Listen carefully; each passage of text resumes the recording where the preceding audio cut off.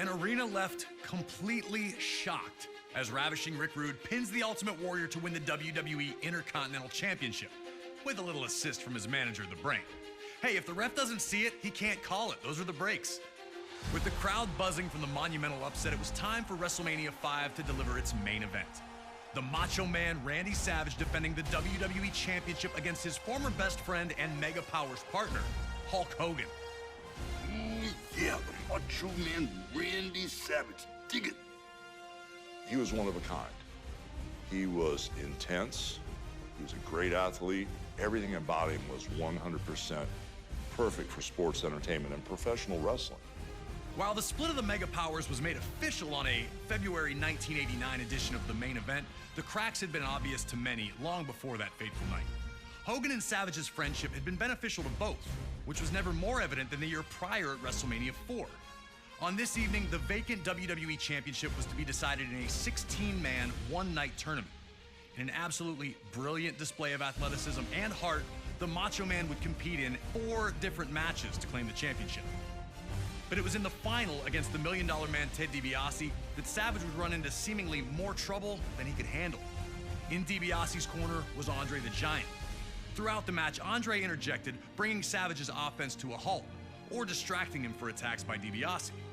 Eventually, Miss Elizabeth would run into the back, bringing Hogan out to restore some order. And Hogan's presence led to Savage's win with a perfectly timed chair shot that the ref didn't catch. Like I said before, those are the breaks. The Mega Powers would be locked in a heated rivalry with Andre and DiBiase, now known as the Mega Bucks, that culminated with their victory at the very first SummerSlam. Around this time, though, it appeared Randy Savage was jealous of the closeness between Hogan and Elizabeth. Some on commentary would mention it, but many were quick to dismiss that there was any tension between the two. Things got worse at the 1989 Royal Rumble when Hogan eliminated Savage, some claim accidentally, which infuriated the Macho Man. Everything came to a head at the main event 2 on February 3rd, 1989. The Mega Powers would compete in tag team action, looking to show the bond was still strong. After Miss Elizabeth was caught up in the action, Hogan would take her to the back for medical attention, leaving the Macho Man alone. Upon his return to the match, Hogan would extend a hand to tag in, but would instead be slapped in the face by an enraged Randy Savage. A post-match altercation in the locker room would make it official.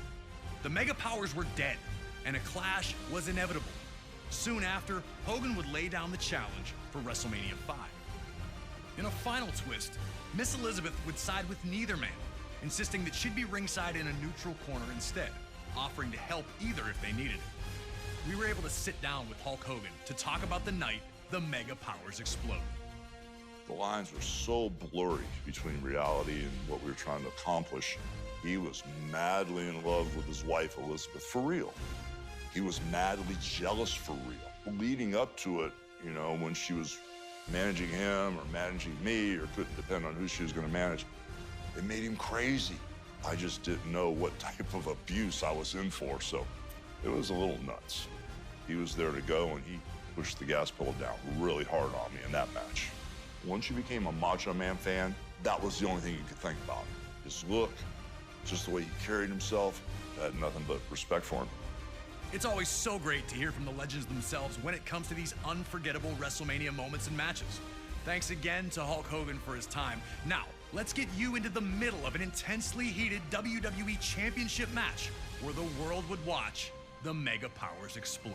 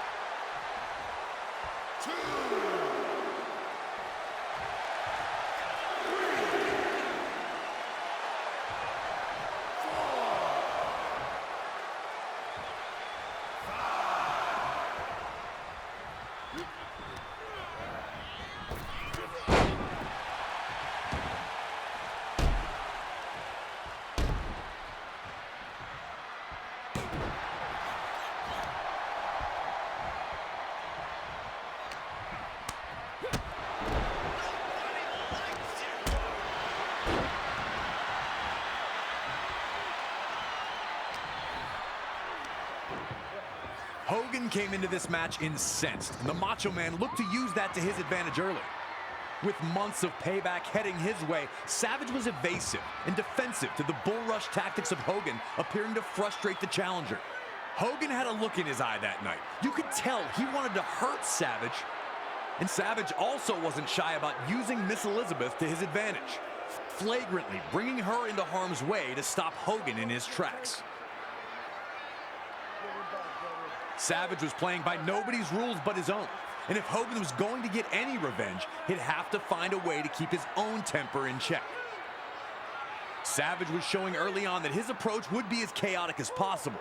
And now a once rampaging Hogan had slowed things down, looking to restore some order. The Macho Man's actions sent a clear message that anything goes and anyone would be fair game.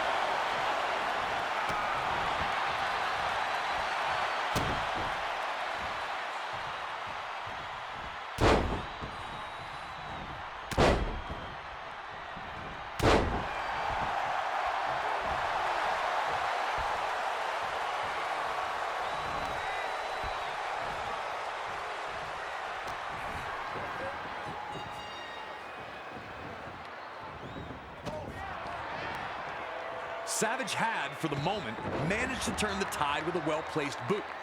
Now Savage wanted to slow things down, but this also gave him a chance to talk directly to Hogan, to remind Hogan of what he'd done to him at the main event, to rub in Hogan's face the fact that the Macho Man is the WWE Champion, that he knows Hogan is jealous of him and always has been. To look over at Miss Elizabeth and taunt her, because Savage doesn't for 1 second believe that she's neutral at all. The Macho Man was getting some energy back while slowly sucking the life out of Hogan. Could the cheers of the Hulkamaniacs get him back to his feet?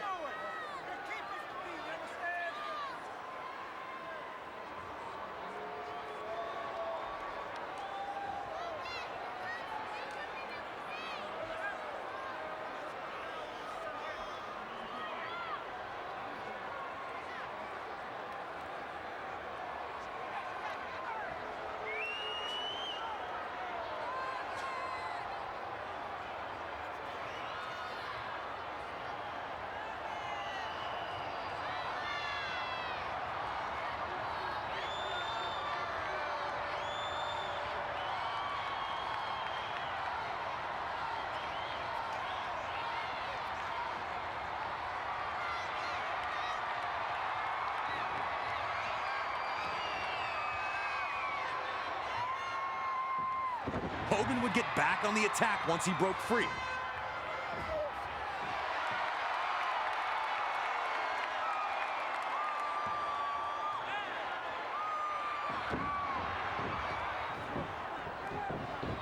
Why not go for the leg drop? Hogan's flash of offense is extinguished as quickly as it started, and Randy Savage seemed to have Hogan on the brink of exhaustion in their mega power collision.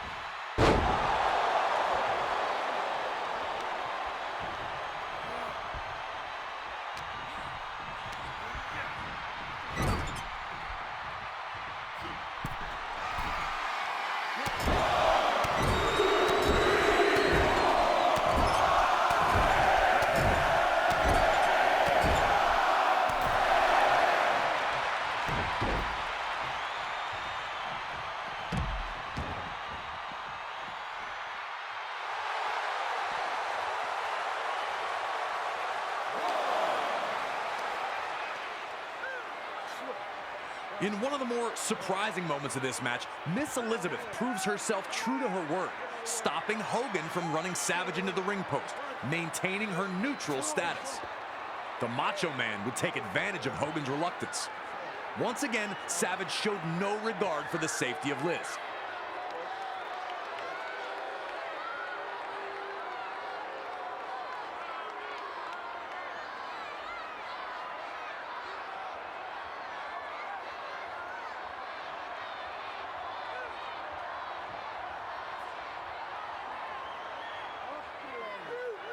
Fed up with her presence, Savage would insist to the referee that she be removed, and she'd be escorted back to the locker room.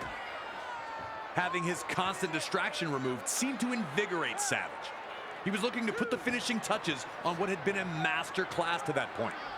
Just moments away from showing that it was Savage who was the true force of the Mega Powers, not Hogan. Looking to set up his vaunted flying elbow, Savage would target Hogan's throat.